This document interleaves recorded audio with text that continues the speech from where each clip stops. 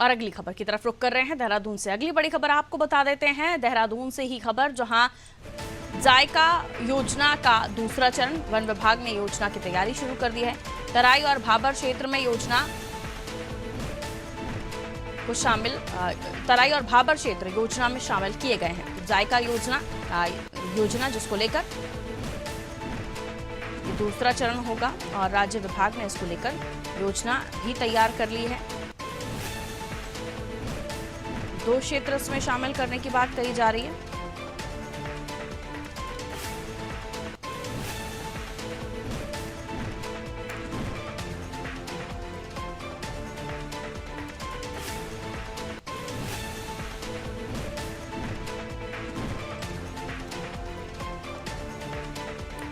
चलिए इस खबर को लेकर हम और भी जानकारी ले लेते हैं। सोनू हमारे सहयोगी हमारे साथ बने हुए हैं।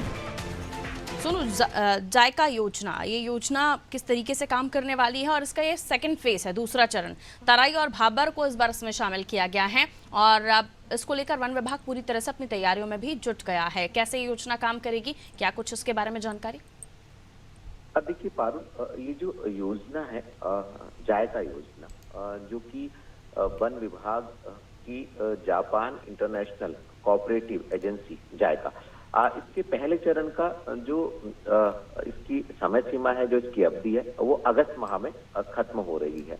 अब दूसरे चरण की तैयारी जो है वो विभागीय स्तर पर शुरू कर दी गई है। हम कह सकते हैं कि इसका होमवर्क जो है वो किया जा रहा है और इससे जुड़े तमाम पहलुओं पर फोकस भी किया जा रहा है। मंथन भी शुरू हो गया। अधिकारियों से जब हमने बातचीत की तो उन्होंने साफ तौर पर इस बात को कहा है कि पहाड़ के अलावा जो पर्वतीय क्षेत्र हैं, इसके अलावा जो तराई और भावर वाले जो उत्तराखंड के जो क्षेत्र हैं, इन क्षेत्रों को भी शामिल किया जाएगा। और इसका जो मुख्य फोकस है वन विभाग के साथ के तहत जो अभी वन पंचायतों के माध्यम से ग्रामीण क्षेत्रों में या वन पंचायतों के क्षेत्रों में जो विकास के कार्य किए जा रहे हैं, इस योजना के तहत भी इन कार्यों को और आगे बढ़ाए जाने की प्लानिंग की जा रही है। इसके साथ साथ जो उत्तराखंड में सबसे बड़ी समस्या है, जो पर्वतीय क्षेत्रों में होने वाली कृषि है, उससे जो जानवरों से जो खतरा है, उसको कैसे कम किया जा सकता है, इस को भी इस योजना के तहत जोड़ने की प्रयास किए जा रहे हैं। इसके साथ साथ मानव और वन्यजीव संघर्ष जो है, इसको कैसे कम किया जा सकता है, इस कंपोनेंट को भी इसमें शामिल करने की जो मंथन है वो किया जा रहा है। तो ये कह सकते हैं कि जो वन विभाग के अधिकार क्षेत्र में तमाम योजनाएं हैं, वो इस योजनाओं के तहत ही इसमें इनको शामिल किया जाएगा। और कुछ ऐसे सेक्टर्स हैं जिन पे ज्यादा फोकस नहीं हुआ, क्योंकि बजटीय प्रावधान भी होते हैं और घोषणा भी कर दी जाती है, लेकिन उनको वास्तव में अमलीजामा पहनाने के लिए इस योजना के तहत इससे जोड़ने की कोशिश की जा रही है। अब दूसरे फेज की जब तैयारी शुरू हो गई है तो इसमें बजटीय प्रावधान भी होंगे और खास तौर पर जो समस्याएं अभी भी पर्वतीय क्षेत्रों की हैं, उनको कैसे न्यूनतम किया जा सकता है, कैसे उनको खत्म किया जा सकता है, इस चुनौती से कैसे पार पाया जा सकता है, इसके इसमें प्रावधान किए जाएंगे। और यही वजह है कि जो क्षेत्र जो इस योजना में नहीं थे पहले फेज में, दूसरे फेज में उन क्षेत्रों को भी इसमें शामिल किया जाएगा। और खास तौर से वन्यजीव और मानव और वन्यजीव का जो संघर्ष है, उसको कैसे कम किया जा सकता है, इस पर फोकस किया जाएगा। तो कहीं ना कहीं अब इसकी प्लानिंग शुरू हो गई है और आने वाले समय में हम पारुल देखेंगे कि जब ये योजना धरातल पर उतरेगी तो कहीं ना कहीं इसका फायदा जो है पर्वतीय क्षेत्र के लोगों को खास तौर पर मिलने जा रहा है।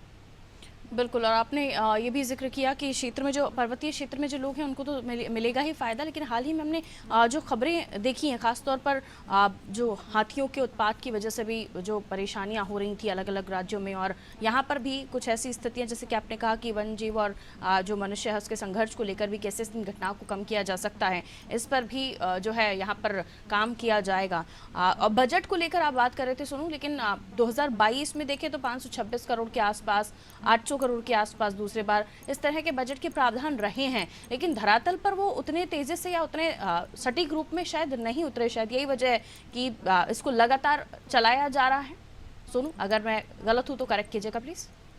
अब बिल्कुल आप सही कह रहे हैं पारुल, चूंकि देखिए बजट तो किसी भी योजना के लिए उसका प्रावधान कर दिया जाता है। और अगर हम राज्य की ही बात कर लें तो पहले जो भी विधानसभा में बजट पारित होता है, उसके बाद जरूरत पड़ने पर राज्य सरकार अनुपूरक बजट पेश करती है, ताकि जो विकास की योजनाएं हैं, ताकि जो जनता से सरोकार रखने वाली योजनाएं हैं, इनका सही से जनता को लाभ पहुंचाया जा सके।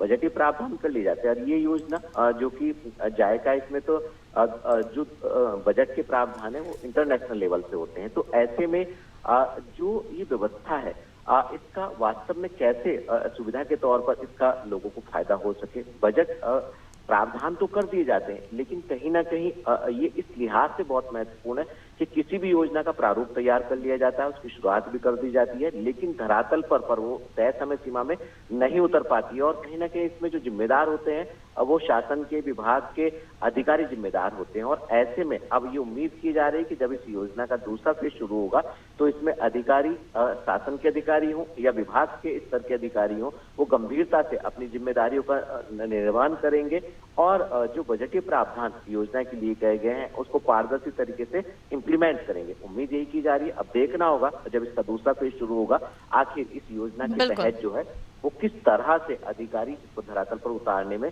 अपनी रुचि दिखाएंगे। लाटू में सुनो, अगली खबर पे आपसे जानकारी लेंगे।